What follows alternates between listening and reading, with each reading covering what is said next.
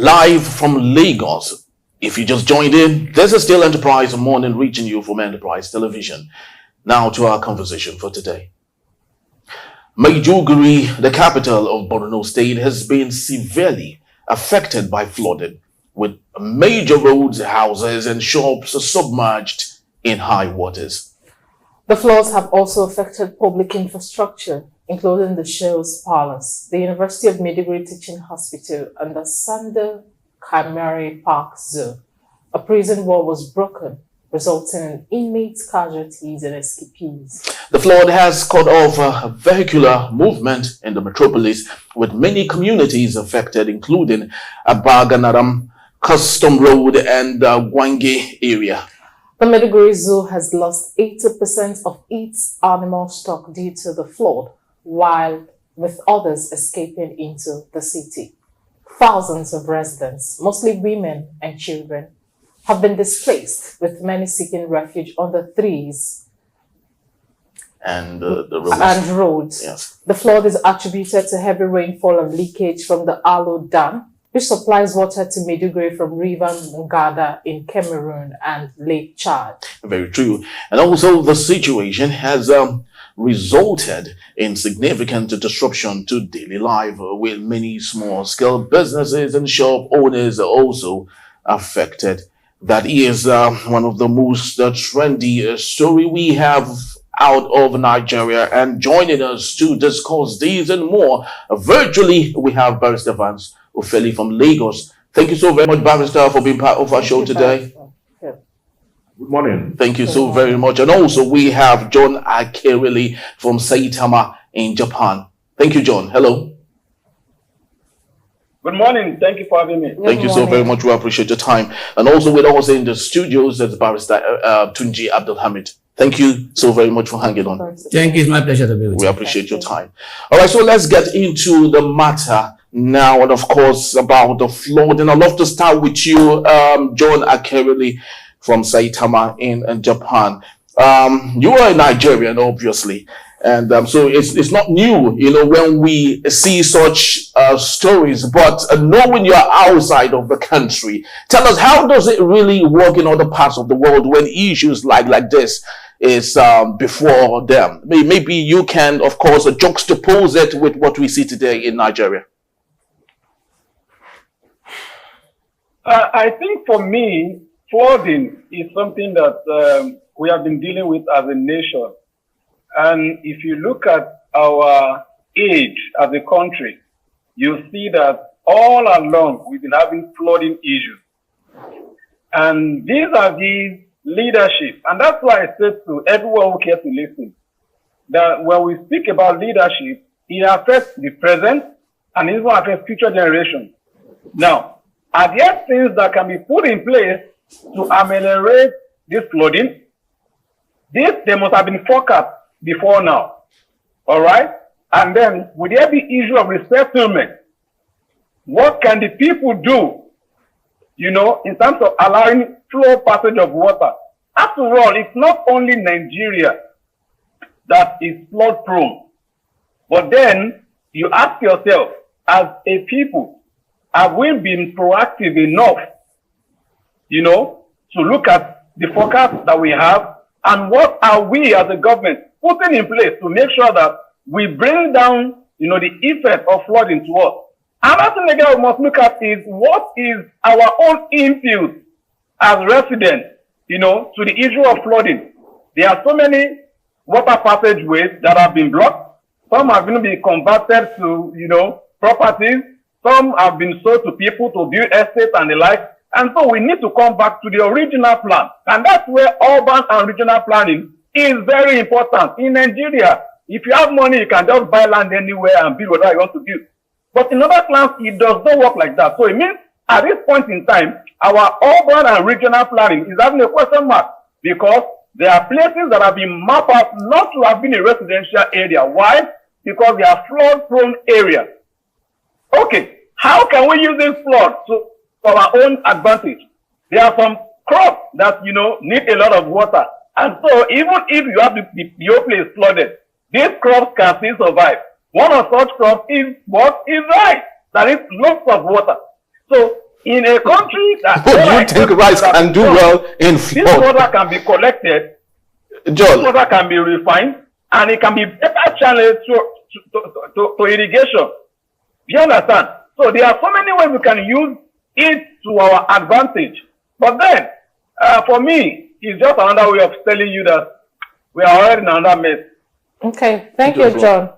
Thank you so much, John. Barrister Evans Philly, can you hear me? Very well. I hear you very well.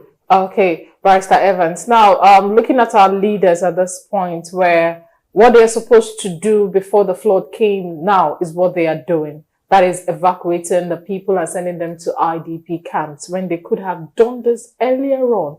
And these floods have led to death of many, especially those who were in the prison around Borno State or in Borno State. They lost lives and some were able to escape for their lives.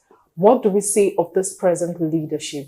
And looking at the fact that John mentioned something, and I know back then in school, this is a course where we call urban and regional planning, where some students go to school to study this. What can we say of our country, Nigeria, and some of those courses we get to study in school that is not being utilized to the betterment of the country? Yes, flooding is part of insecurity. Okay. And when the federal government is talking about budgeting and budgeting huge amount of money for security, even that of flood has its own effect. There's ecological funds where you are supposed to have those funds to take care of issues like this. And we know that there's climate change now, and the environment is reacting to the activities of men. Okay, before now, so many years from now, we don't used to have severe flooding in the north, given that it is uphill. I mean, Maiduguri, Borno State is in the far north, where you least expected that there will be flooding and the rest of that. But today we're having it because of climate change.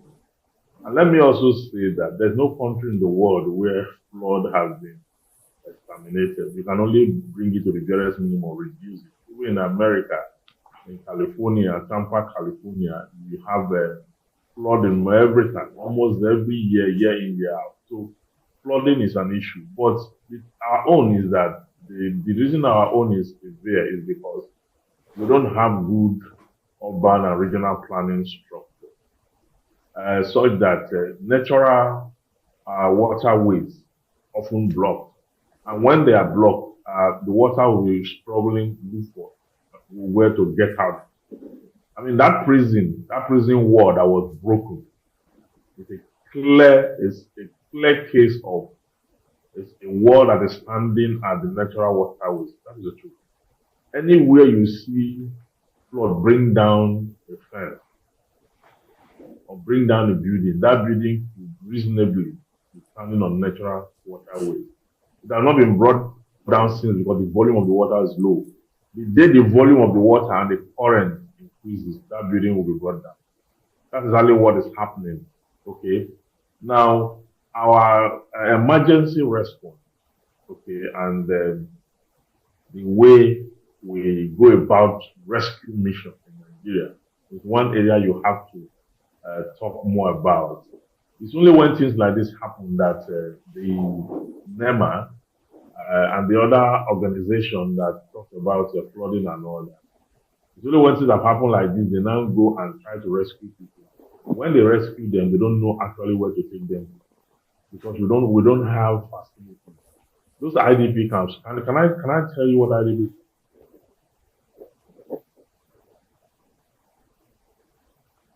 Mark Evans, are you there? Nigeria. A place in the country where you have high topography. What they do that they just put a tent. They just put tent, use trampoline and all that, and then put people in there. And the next thing, they start to look for how to put them together to keep them safe. Most times you don't have sanitary, you don't have toilets, you don't have good water in those IDP, and you don't have all that. That's a different case entirely. The major case now is the emergency issue. Now, if we know that we are not going to be good at emergency, taking care of the aftermath of some disaster, then we must ensure that the natural waterways are kept clear. We must ensure that we be proactive as to how to keep people safe in the event of rain and heavy rain. Okay? Yeah, we've had a lot of heavy rain. A lot of heavy rain in the north as against the south. In the southern part of the country, ironically, it's not raining much this year. But if you go to the north, you and when you have this kind of situation, it goes to tell you climate is changing. We need, as a government, to also change our approach to our lifestyle, and the people must, every state must, each agency on sanitation and environment, now have a uniform process through which people are rescued, and ultimately, there must be education. People must be educated on how to manage the environment. We're told before that we plant more trees. Okay, we plant more trees, take care of the environment very well, avoid deforestation, and there's so many of those issues. We will have our environment protected. We'll be able to live without disaster. But all these, we have breach in all these issues. We're not doing all we are supposed to do based on the factors that manage the environment. All right, beautiful. Barrister Tunji Abdulhamid, you're schooled in the prestigious University of Maiduguri. You have a better, bird eye view, if that's possible, on this area and what Nigerians might get to know that they do not have, enough information to. Now, I'd love you to explain to us, when such issue happen, especially affecting University of Maiduguri and the suburb and all. What? Just paint a picture for us. What are we not seeing that is being experienced by the people in Maiduguri? I think firstly, let me empathize with the people of Borno State, the government of Borno State, the Federal Republic of Nigeria, and my co-alumni of the University of Maiduguri for the unfortunate and sad incident in Maiduguri. You see, Maiduguri is a very large place, and I'm even surprised. If you know the distance between University of Maiduguri and Custom and all those areas they mentioned, it's like FI to say beyond redeem. Wow, really? Yes. Wow. That's the distance, and you can see that the flood from those areas go to that level. It's a serious one. It's a serious one, and you see, they've all said it. This is not the time to blame ourselves, but we need to say it, because I tell you, by the time we were able to settle from this after 2 or 3 days now, we'll move on. Another issue, we'll be discussing another issue. There won't be any solution to the problem already identified. This thing happens almost every year in other states, not Maiduguri, because I left Maiduguri 27 years ago. And then it happened, the last fraud that happened in Maiduguri was 30 years ago. So it was 2 years after I left. I left 27 or 28 years ago, 1998. So, and the last fraud has been like that. So you see, we take certain things for granted, and it's just because of lack of maintenance, lack of corruption, and the corruption is the major issue there. Because every year, ecological funds are being doled out to states. For my findings, between June 2023 and June 2024.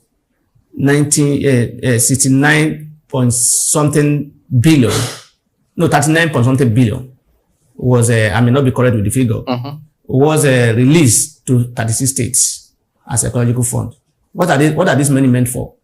To ensure that this area that needed to be taken care of, to prevent this kind of a thing are taken care of. But what I tell you is that they don't do anything.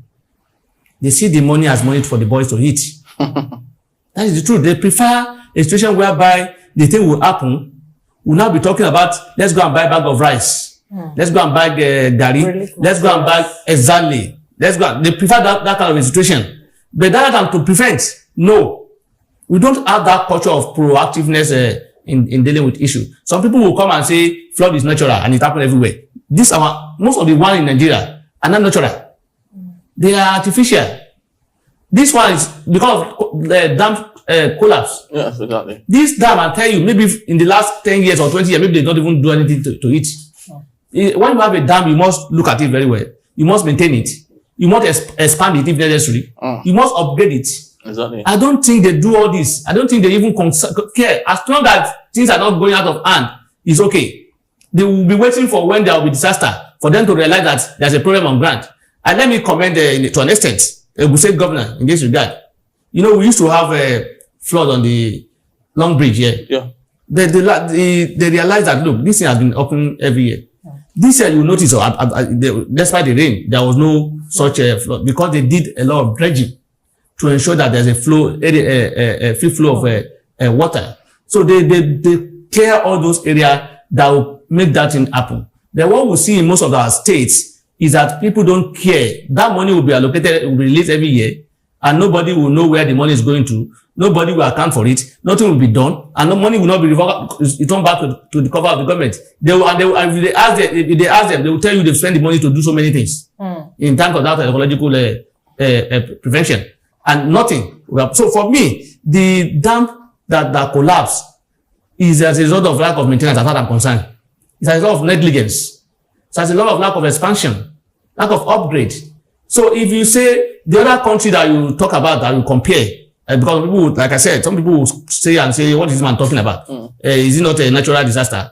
Natural disaster in some of particularly in America and the what's it called? Other part of the country, their own is natural most times, because if they have what to do to prevent those things, I tell you they will do. Then in our own case, most of these things are just because of negligence of our leaders. People in government there is no proper supervision.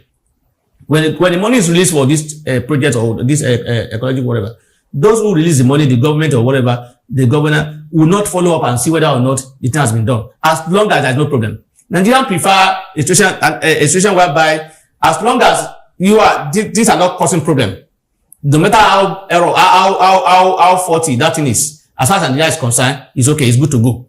And that's why you see some people, they prefer, I'm talking about my profession now. People will not realize that when they want to buy land, you tell them certain thing that may likely cause problem in the future. They will not listen to you. They will because they are so much interested in buying that place. In fact, they will even see you that is giving them that advice as an enemy that doesn't want them to progress. Or that you are delaying. Some other people will buy it. After 20 years ago or so, thing will happen. Or some people will even tell you, look, my friend have been staying there for past so years, nothing happened. So what I'm saying is that we lack proactive culture in doing it. Both government and us, we have gutters in some areas that are not clean. We have drainages that are not true, and we don't do anything about it. So until we do have this culture of ensuring that things are done to prevent this occurrence, we may not be able to get out of it. Okay. And I doubt if anybody will be punished for this. Nobody will punish. Everybody will put this on the head of a natural disaster. Okay, thank you. Thank you, Vice President Abdulhamid. Over to you, John Akerele. Looking at this current state of things, especially in our dear country, Nigeria, and it's now becoming a norm. Futuristically, looking at it, there's going to be a disaster that would come up in this state if this is not properly tackled and our leaders don't see this as an avenue to actually harvest or make money from the plight of the citizen. What is the futuristic detriment of this flooding issue if they should continue, aside from the loss of life and properties? Thank you very much. Let me start on this note. You see, my brother there just raised some issues. It means that if we have a functional system, there would have been a forecast 30 years ago of this flooding that happened in Borno. And there would have been proactive measures as to mitigating the effect. So when we say other countries we have this lack of maintenance. Ask yourself, the same Nigerians, when they go to other countries, don't they fall in line with the response of those countries? So when I said to you, everything falls down on leadership. If you want to be somebody whose brain is not functional, the system will make your brain to be functional. Do you understand? And at that point in time, I said that the ball still goes back to leadership. Now, when we talk about funds that are allocated for ecological activities, which agency is responsible? Who are those that are giving the funds to? What happened? What are the things that they have done? What are the projects that have been executed? Nothing. So you will see that there's lack of accountability on the part of the government to the people that have been given funds to. We can't even get that, because if you look at the COP summit in Dubai, those people who don't even have anything to even do with our ecological, affairs, we're all sponsors to Dubai. And then you ask yourself, when you do such wastages, when you pick people that do not matter to things that ought to matter, these are the effects of things you have. So it means that 30 years from now, there will also be a projection. What are we going to do as a people and as a government and as a functional leadership? Are we going to stay back and say, the last time it happened was 2024. The next time it's going to happen again will be 2074. What are we putting in place in terms of institutions, in terms of accountability? Let me say to you, some other countries we talk about have projection of earthquakes that have a very huge magnitude. Japan is an earthquake-prone country. Now, no matter the level of the earthquake, there's a projection for it. There are agencies that are working hand in hand to make sure that they mitigate the effects. When those things happen, few days ago there was flooding in Tokyo. Even though there was flooding in Tokyo, do you see the damaging effect of that flooding? Because there are measures have been put in place to cushion that effect, and the government is responsible. That's what I'm talking about. So if those countries that have natural, damages and occurrences that happen to them have such responses, how much more we that we have some of these things that can be mitigated? So I think everything will come back to the kind of leaders that we have and their minds to the people. For me, accountability. If an agency has been released to agency, ask this agency, what are you doing? How many trees have you planted in your state? These are questions that you ask your governor. But in a case where you ask a question, they give you right. You ask another question, they throw you right. Right cannot solve an ecological problem. It needs people with brain, intellect, expertise, exposure to come up with our problem, give us creative solutions, and then they map out how we can get this thing solved. Also, growing up for me as a young boy in the street of Lagos, I remember the so-called Wole Wole. Where did the Wole Wole go? In that same Lagos. In that same Lagos that you call Lagos of excellence now. So where are the Wole Woles? These are the people at the local government level who go for house-to-house inspection. Make sure that your drainages are well cleaned, your compound is neat, your toilet is used. But why we throw all of these things into the shambles? This is what happens to us. And it's a time bomb that is ticking. So I think for us, this is a sign to all of us, all the citizenry, the government, that is a wake-up call that we must protect Mother Nature. If not, nature will eat us up. Thank you. Beautiful. Barrister Vansu Feli, it seems to me every hands are pointing to bad leadership in a country, and talking about flawed and responsibility from leaders. The North Korean Supreme Leader Kim Jong-un executed 30 of its officials because of the same flood. I know that's very barbaric if you ask me. We wouldn't want to see that in Nigeria. But how do you think we can start dealing with officials who have failed woefully in making sure that things like this are prevented? Yeah, even if we don't do that by going out rally to we should do something close to that. We should do something close to that. Yes. Those who embezzle resources meant for taking care of the environment should have present hand.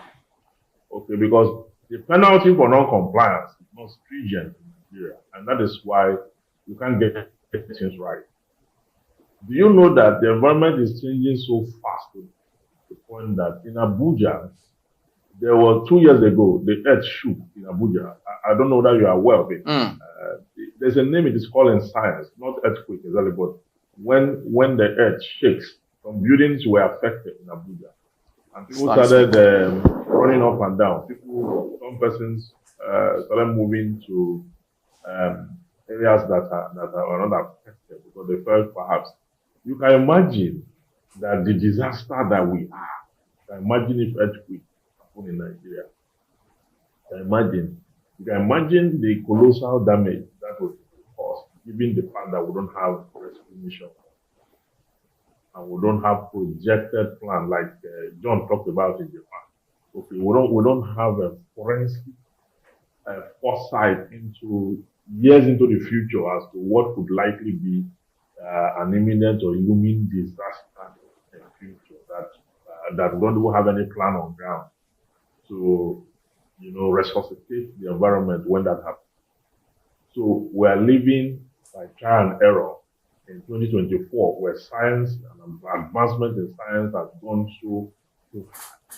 So we're living a very dangerous life. And that dangerous life stems from the fact that not like there's no resources. I mean, we talk about the ecological fund, there are resources to voted for these issues.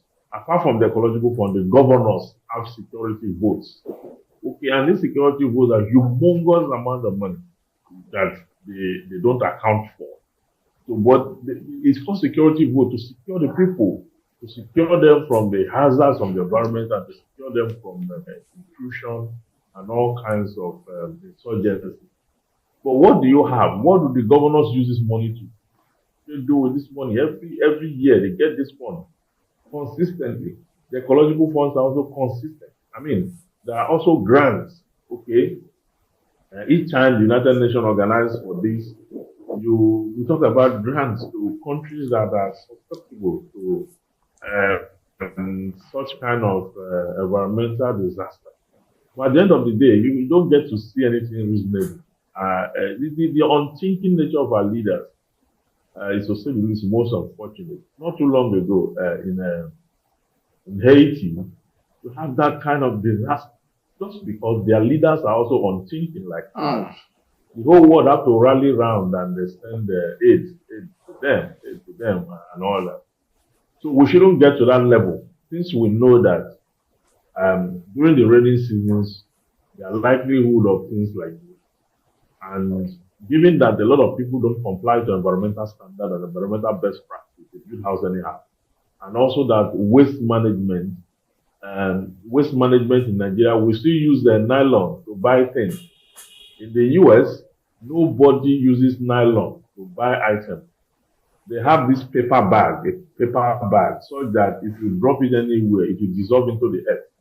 But when you use nylon and you use rubber, buy bottled water, use all those things have effect on the environment, because when people drink water, they throw it. People drink sachet water, they throw it. All the nylons, all these things, they don't decay. So they are dumped on the face of the earth, and they begin to,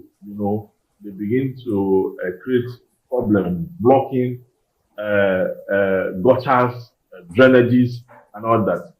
If we are following good practice, okay, if we ensure that we ban all those things from our society, and start to use paper and the rest of that, whatever waste we collect will all, they will rotten and they will get into the soil and add as manure to for those who are into agricultural produce.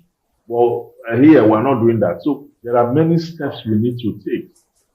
Here we still burn our bush. People set fire in the bush in the name of farming or chasing animals. Some persons also are involved in different kind of deforestation. We deforestate. We don't plant trees. The ones that are there, we are cutting them up to make firewood, to sell, to export charcoal, and the rest of that.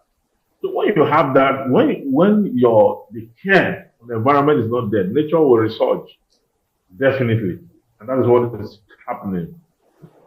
Okay. We are so lucky this year that it didn't rain much in the south, and the Cameroonians did not release the water from the dam. But Satunji referred to the Long Bridge, the flood in the Long Bridge. Let me tell you, you see all these drainages they did, they will say did and all that. It's because they not release the water from the dam in Cameroon. If they release it, the whole place will be flooded. That Long Bridge, the water will rise to the brim. Each year that water is released. So that might even, if there's a wedge or not that, That water can even overrun the place. And the Cameroonians used to announce to us every time that dam is filled up and they want to release it. But the same thing every year. Last year, the whole of Kogi, part of Delta, part of Benue, and that whole belt were flooded, completely flooded because of the water. So what are we doing exactly? If our government cannot invest, and the people cannot be encouraged to invest in the environment to protect it from hazard, from the likelihood of a flood and other things, it will be very difficult. A friend of mine that lived somewhere in the Ogun State, that area, 2 years ago, was in his house, was about to go out, when flood had brought in the alligator or a crocodile into his home the night before and didn't know. Wow. When he came and wanted to start his car, the animal, came after him. Wow. So these are hazards. We should make sure that we avoid. Very And true. how do we do this? The government have a role to play. The citizens have a corresponding obligation. And that is to ensure that the environment is protected. Very well said. Thank you. Thank you, Barrister Evans Philip. Now, over to you, Barrister Tunji Abdulhabib. Looking at this Maiduguri Dam, this flood issue, 70% of Maiduguri is gone. And also we have the issue of the displaced persons. 500,000 are displaced. Now, do we have the capacity for long-term care?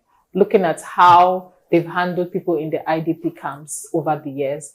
And will these victims be forgotten, especially those who escaped from the prison? Let's even leave those that escape from the prison, and let's focus on the people that are not even in prison, that have their own. You see, you say the Malam is Bonnie, and you're asking for his beard. Sorry about that. You see, the point is, it's unfortunate. It's not a laughing matter, but we need to laugh sometimes. Yeah, sometimes. Yeah. You see, the issue you have raised is a very critical issue. Bearing in mind that Borno as a whole, they're just coming out from the wreckage and the Boko Haram, the consequences of the Boko Haram in the state. You know, the insecurity we have in Nigeria started from Borno State in terms of Boko Haram and all those things. They become more pronounced, and they are just coming out of it. They are just being settling down, and now this happened. Imagine what will happen. So many people who are house owners, so many people who are breadwinners, so many people will no longer be able to meet up their responsibility. I am not sure, not even sure, I'm very sure that the government has no capacity to accommodate those that will be affected by this disaster. Because we have been told 70% of the town are affected. So you can imagine the number of houses that will be affected. In my estate alone, that is not even half quarter 0.0% of Lagos State. We have over 6,000 houses. It's my estate. So can you imagine the number of people that will be there? So can you imagine? It's a very critical issue. I don't even know how they will be able to resolve this issue. It will set a lot of people back. It will set a lot, and the government that will have to come in. But unfortunately, we don't have government that has the capacity to even rescue anybody. In fact, those in IDP or whatever they are now, what are they doing now? What kind of life are they living? They will leave them there after a week or 2 or 3 now within the week or two, and they will get so many funds abroad and some other people, and you won't be able to see what they will do with it. You will see they will do 1 tent now somewhere, and then people will be sleeping like orphan who are now they will not even give them what's it called, good food to eat. It's sad. From people who life has been, majority, their lives have been ruined. So I just hope the government will have the capacity. We need to plan ahead of this kind of a thing, so that to afford it, we need to prevent each thing to happen, rather than allowing it to happen and start looking for a solution. But certainly, if you should let me also, before I forget, the reference by to Long Bridge. Probably the dam was not released, and then we do not have the effect of the dam, probably because they found a way of putting it. Probably that was the reason. So what I'm saying is that we need to take steps. This dam that we're talking about maybe overflowed, but if proper care has been taken before now, probably that will not happen. And we were told that 5 days ago, this news of the dam being damaged was given to the government, and the government was saying it was going to assess it. It's why they were assessing is when this happened. Again, in August, NEMA, National Emergency, what their name again? Agency. NEMA. Yes.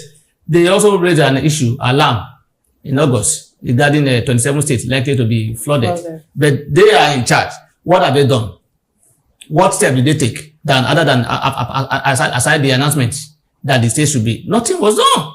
So what we are saying is that it's all born to the fact that those in government don't care.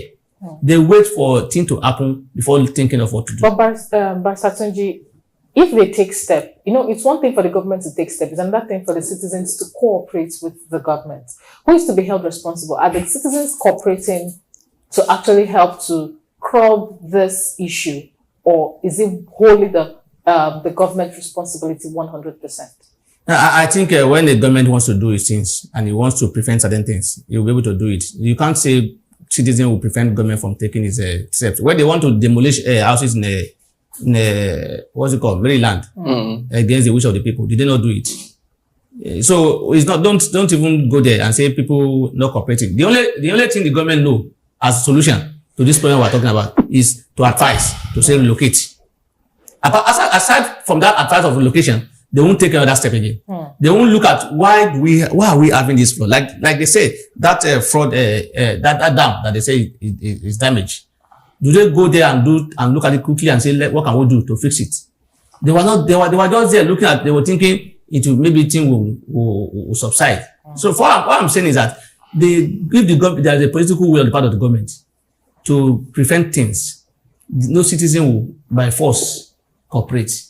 But the point is that sometimes before this happen, some of these people will talk about people building where they're not supposed to build. Talk about people blocking a drainage way or waterway or this and that. What was the government looking at? Why this was happening? In my estate, there's a complaint of a wetland. The government is backing people who want to sell it. The estate is going against it, but the government is giving those who call themselves Monile the backing to go ahead and do whatever they want to do with it. By tomorrow now or next tomorrow, when I say tomorrow, I'm talking about in years to come.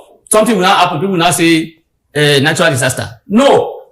Wetland is not meant to be occupied by people for purpose of house. They have to reserve it. The government will not listen. The government want to make money because as long as those people are selling it or they are doing something there, government will also get their own pay. And so they are interested. And most people who are even involved in it, in this waterway that I'm talking about Magodo, the motorway, this towards a $100 bridge. If you notice it, they were backing people who wants to sell it to people. And they're even marketing it. People are even buying already. Wow, that's really a sad. So the government will be looking now. By the time they now build, the government will give them permission to build. They will now say they built illegally or they obtained it illegally. They did not follow the due process or you see, we can't deceive ourselves. In my estate, I was told that certain area where people build are area meant for cemetery, area meant for recreation center, area meant for they built residential houses on it. And tomorrow now something will happen. They will say this. We don't plan. That's the point I'm making. When we plan very well, we'll get good results. All right. So just before we coast home, John, I'd love to ask you. I know this is not a funny situation, but sometimes it's good to just laugh it off. When the zoos are emptied, all the wild animals are free to roam about the streets, but particularly the prison, we have Boko Haram inmates, being set free by themselves. Particularly, there's a notorious prisoner, that has been held in Maiduguri for a very long time. You might know him definitely, Reverend King, popularly known as the Human Eater or something. He's equally one of those who had escaped, from the prisons. Allegedly, yes. So what do you think of our society when both animals and humans who are not fit to be in our society are free to roam about in the society?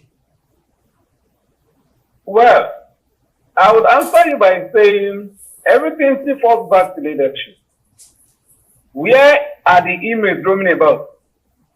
Is it outside Nigeria or within Nigeria?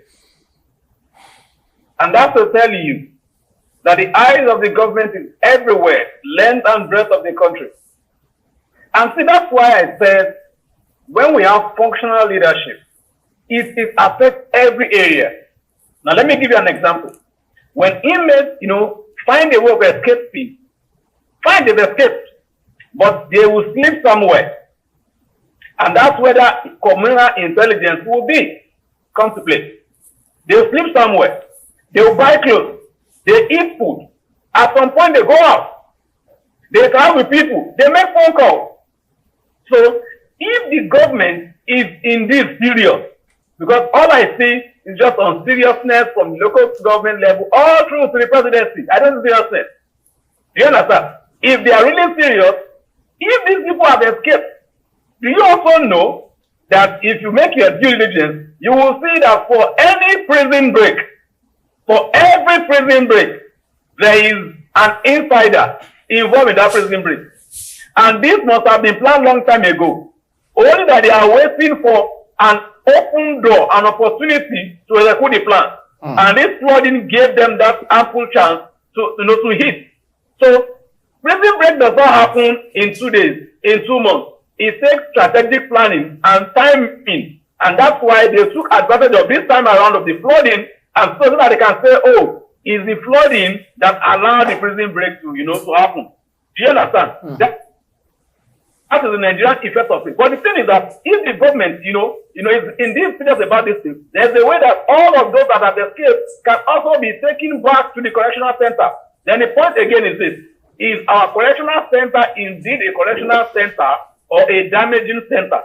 How many of those people that have been in prison have come out to be a better person, or they have come out to become more hardened than they were before they came, they went into the correctional center? So for me, the government now must understand that the political will to do the right thing at the right time, affects generations yet unborn, and also put us as a people on a trajectory that we can always look back and say, yes, thank God for our heroes past. So our heroes now and the heroes past, can we say thank God to them? Can we say thank you to our heroes past? So for me, it's a wake-up call to everybody.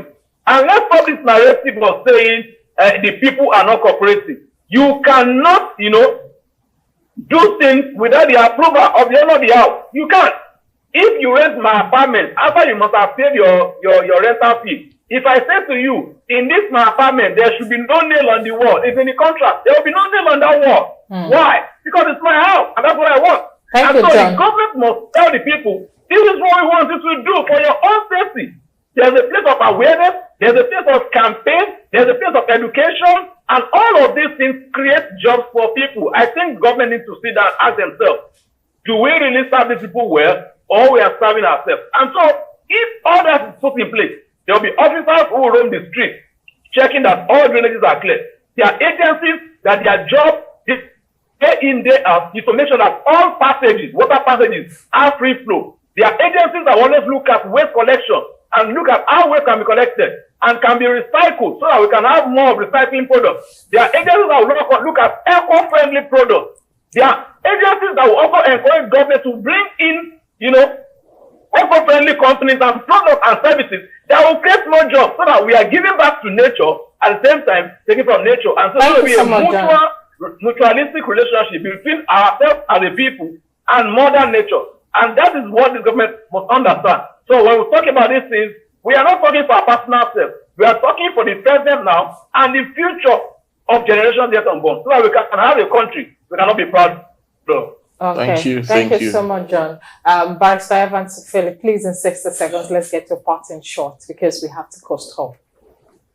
Well, there's not much to say other than to say that compliance to environmental rules, we must take it very serious. We must take it as serious as this fuel price. So until that is done, we will need to have flood year in, year out. And this issue of after flood, we forget everything. It's not good for it. Thank you so very much, Barrister Tunji Abdulhamid. Your part in short, especially concerning the COP29, it will be held in Azerbaijan. And Julie Ingalali, just before he left, said the federal government were going to cut 10 billion naira All right, so that means that the number of people attending in COP20 now would be a little bit smaller. So what do you think should be? They better do, because they went for climate change. And that time, with large number of people, we don't see the impact of the conference they attended. This is part of the thing. They are not even putting it into any use. Nobody has been set up to say, look, based on this conference I've just returned from, do this, do that. Nothing is going on in that regard. So for me, I think cutting costs is very important. I don't even know why we should spend so much money on attending conferences that can be done through virtually. So for me, it's a good one if they are cutting costs. Okay. The cost must be reasonable, and it must not be something, because cutting costs in Nigeria could be from 1 trillion to 500 million. As far as I'm concerned, they are not cutting costs. Okay, thank you so much, Barrister Tunji Abdulwale. Thank you. I want to say thank you to you, Barrister Evans Ifeli. Thank you for always joining us. And John Akerele, thank you so much for your time and for the detailed and precise analysis. Thank you so much. Yeah. Thank you so very much. Yeah, Barrister Tunji, thank you as always. Thank you for being part of our show today. Yes, particularly and most importantly, we'd love to say thank you to you wherever it is you've watched and you've joined us from around the world. We'd love to say thank you to you. We truly do appreciate the time. But please do well to visit our site at enterprisetvnews.com for more information, and also like, comment, and follow us on all the social media platforms at Enterprise TV7. I am Henry Igwebike. And I'm Choma Okoye. On behalf of the entire team of Enterprise Television, thank you for watching once more, and we'll see you tomorrow. Bye-bye. Bye.